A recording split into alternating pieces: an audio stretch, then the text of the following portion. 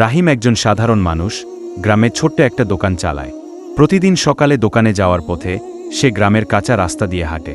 একদিন সকালে রাস্তার মাঝখানে একটা গাছের ডাল পড়ে থাকতে দেখে। ডালটা বেশ বড়, যার কারণে পাশ দিয়ে চলাচল করা মানুষদের অসুবিধা হচ্ছে। কিছু লোক ডালটা পাশ কাটিয়ে হেঁটে যাচ্ছিল। কেউ কেউ বিরক্ত হচ্ছিল, কিন্তু কেউই কিছু করছিল না।